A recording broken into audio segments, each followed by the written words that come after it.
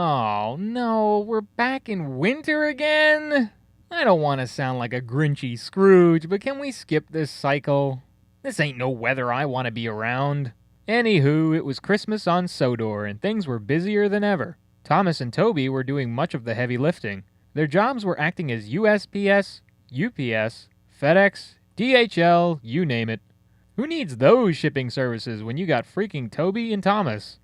But they wouldn't be as revered if it weren't for a special someone who lived on the island with them. By the side of the track was a lonely little cottage with a familiar figure waving to them.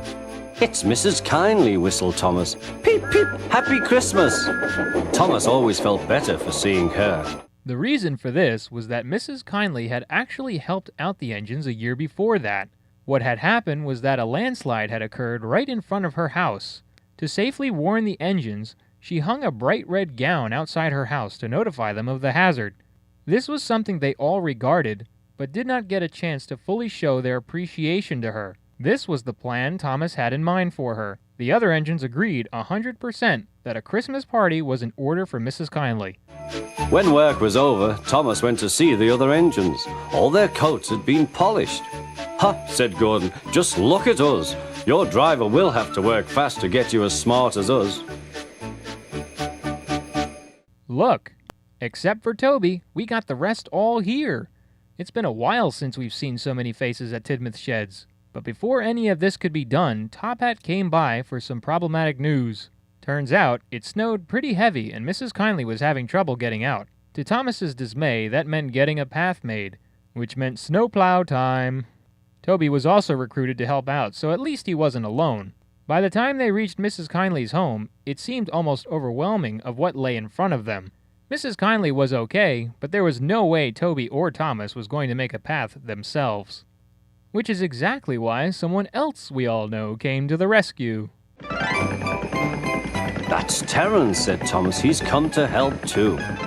Sure enough, Terence had a snowplow and was working hard to clear a path to the railway line in safety.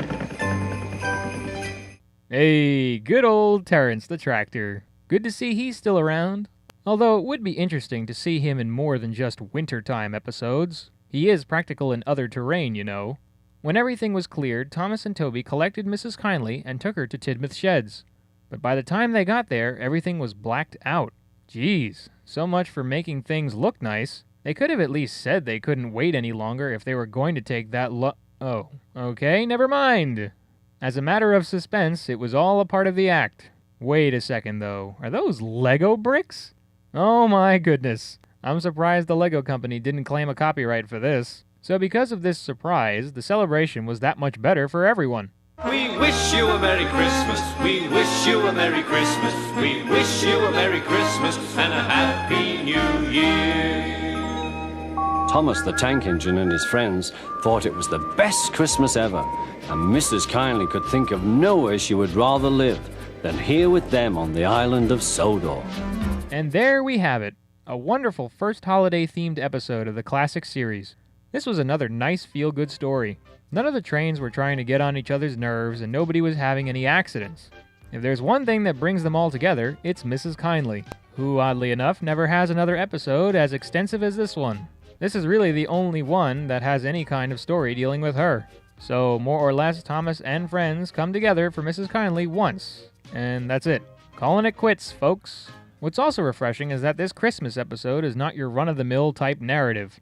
You know, where the morals of giving are emphasized as blatantly as other specials do.